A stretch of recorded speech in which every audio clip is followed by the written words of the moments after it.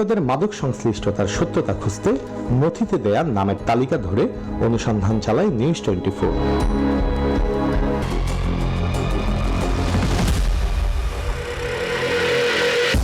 এদিকে স্থানীয় বাসিন্দাদের দাবি, মাদক ব্যবসায়ীদের নামের সঙ্গে নামের মিল হলেই বন্দুকযুদ্ধে হত্যা করা হয়েছে নিরীহ মানুষকেও।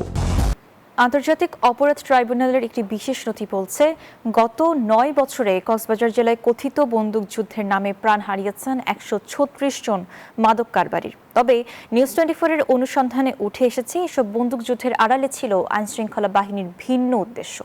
১৭ বছরের কিশোর থেকে শুরু করে নিরীহ মাছ ব্যবসায়ী, ভুল নাম কিংবা স্রেফ রাজনৈতিক পরিচয়ের কারণে কিভাবে বলির পাঠা বানানো হয় সাধারণ মানুষকে। দেখুন তাইমুর হাসান শুভর বিশেষ প্রতিবেদনে। ক্যামেরায় ছিলেন লোকমান হাওলাদার বাবু। আমার তো ইচ্ছে করে আমার আব্বুকে আমি খবর থেকে তুলে নিয়ে আসি। আমার আব্বু কোনো খবর ছিল না। ২০২০ সালের ৬ মে সাবিনার চোখের সামনেই তার বাবা নুরুল আলম, চাচা সৈয়দ আলম ও ফুফাতো ভাই সৈয়দ হোসেন ওরফে আব্দুল মুন্নাফকে ধরে নিয়ে যায় পুলিশ। এর কয়েক ঘন্টা পর মাদক বিরোধী অভিযানের নামে কথিত বন্দুকযুদ্ধে নিহত হয় এই ৩ জন। আমরা তো এতিম হয়ে গেলাম। আমার আব্বুকে তো আমাদের কাছ থেকে জোর করে তো কেড়ে নিছে। আমার আব্বু তো কোনো অপরাধ করা নাই। আমার আব্বু তো রোজা অবস্থায় আমার আব্বুকে হত্যা করা হয়েছে। রাষ্ট্র বলছে নিহতরা সবাই ছিলেন মাদক ব্যবসায়ী।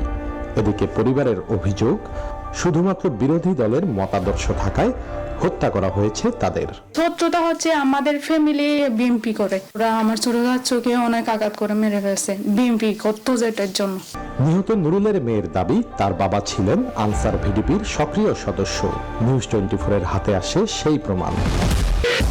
একই বন্দুকযুদ্ধে নিহত সাবিনার মামাতো ভাই সৈয়দ হোসেনের বয়স দেখানো হয় ২২ বছর। কিন্তু অনুসন্ধানে উঠে এসেছে, মৃত্যুকালে সৈয়দ হোসেন ছিল অপ্রাপ্তবয়স্ক, তার বয়স ছিল মাত্র ১৭ বছর। বন্দুকযুদ্ধের ঘটনাস্থল দেখানো হয় টেকনাফের রঙ্গিখালির একটি নির্জন পাহাড়ের পাদদেশে। অনুসন্ধানের স্বার্থে সেখানে যেতেই দেখা মেলে নুরুল আমিন নামক এক স্থানীয় বাসিন্দা। তিনি ছিলেন পুরো ঘটনার প্রত্যক্ষদর্শী। এখানে হাঁটা ছিল, তখন ৮টার পরে প্রশাসন তো আছে প্রায় ২০০ উপর, অনেক লোকজন। কেন বন্দুকযুদ্ধের নামে আইন শৃঙ্খলা বাহিনীর নানান ভয়াবহ অপকর্ম ও অসঙ্গতির চিত্র আরও স্পষ্ট হয়ে ওঠে যখন নিউজ 24 টেলিভিশনের হাতে আসে একটি বিশেষ নথি। আন্তর্জাতিক অপরাধ ট্রাইব্যুনালের কাছে কক্সবাজার জেলা পুলিশের জমা দেয়া এই নথি খুলে দেয় বন্দুকযুদ্ধের এক ভয়ঙ্কর পরিসংখ্যানের দরজা। নথির তথ্য অনুযায়ী ৯ বছরে ৯৮টি মাদক বিরোধী অভিযানে বন্দুকযুদ্ধের নামে নিহত হন ১৩৬ জন ব্যক্তি। এর মধ্যে ২০১৮ থেকে ২০২১ সাল পর্যন্ত মাত্র ৪ বছরের ব্যবধানে প্রাণ হারিয়েছেন ১২৭ জন ব্যক্তি। আর এসব বন্দুকযুদ্ধের অধিকাংশই সংঘটিত হয়েছে ৫টি বিশেষ স্পটে। নিহতদের মাদক সংশ্লিষ্টতার সত্যতা খুঁজতে নথিতে দেয়া নামের তালিকা ধরে অনুসন্ধান চালায় নিউজ 24। তালিকাটির ১৮ নম্বরে আছে টেকনাফের নাজিরপাড়ার বাসিন্দা নূর মোহাম্মদের নাম। ২০১৯ সালের ২২শে মার্চ এক বন্দুকযুদ্ধে মারা যান এই মাছ ব্যবসায়ী। পরিবারের দাবি, মুক্তিপণের দাবিতে নূর মোহাম্মদকে ধরে নিয়ে যায় পুলিশ। ৪০ লাখ টাকা দিতে হবে, তো আমি ৪০ লাখ টাকা কোথায় পাবো? ৫ লাখ টাকা জোগাড় করে আমার স্বর্ণ অলংকার বেশি মানুষের কাছ থেকে দান নিলাম, লবণ বিক্রি করলাম। কিন্তু তারপরও রক্ষা হয়নি নূর মোহাম্মদের। স্ত্রীর দাবি, তার চোখের সামনেই ঘটেছে পুরো হত্যাকাণ্ড। রাত্রে আমাকে সব গাড়ি করে ওখানে নিয়ে রাজেশ্বর নামে ওখানে একটা জায়গা আছে, তো ওখান থেকে আমাকে রেখে গাড়িতে আমাকে ওরা গুলি ধরে রাখছে।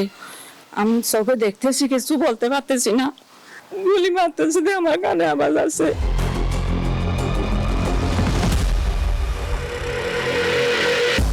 এদিকে স্থানীয় বাসিন্দাদের দাবি, মাদক ব্যবসায়ীদের নামের সঙ্গে নামের মিল হলেই বন্দুকযুদ্ধে হত্যা করা হয়েছে নিরীহ মানুষকেও। আপনার নাম হচ্ছে আব্দুল্লাহ, আমার নাম আব্দুল্লাহ, আপনি মানে ওনাকে গিয়ে দিয়ে ৬০ টাকার বান্ডিল দিয়ে আমাকে মারেন। এরকম মানুষ অনেক মারে। এখন প্রশ্ন হচ্ছে, কক্সবাজার জেলায় বন্দুকযুদ্ধে নিহতদের ন্যায় বিচার প্রাপ্তিতে আন্তর্জাতিক অপরাধ ট্রাইব্যুনালের তদন্তের অগ্রগতি কতটুকু? কক্সবাজার সহ বাংলাদেশের অন্যান্য জেলায় ক্রসফায়ারে আরো যে ঘটনাগুলো আছে আমরা খোঁজ খবর নিচ্ছি এবং আমাদের তদন্ত সংস্থা এগুলি কাজ করছে। এদিকে মানবাধিকার কর্মীরা বলছেন, বিগত আওয়ামী লীগ সরকারের শাসন আমলে মাদক বিরোধী ও সন্ত্রাস দমনের নামে দেশের আনাচে কানাচে বন্দুকযুদ্ধের বলি হয়েছেন অসংখ্য নিরীহ মানুষ। একটা ক্রসফায়ারের মহোৎসব এটা আমরা দেখেছি। র্যাব এবং পুলিশ এবং ডিবি এরা যত্রতত্র এই ধরনের ঘটনা ঘটিয়েছেন, বিশেষ করে কক্সবাজারে।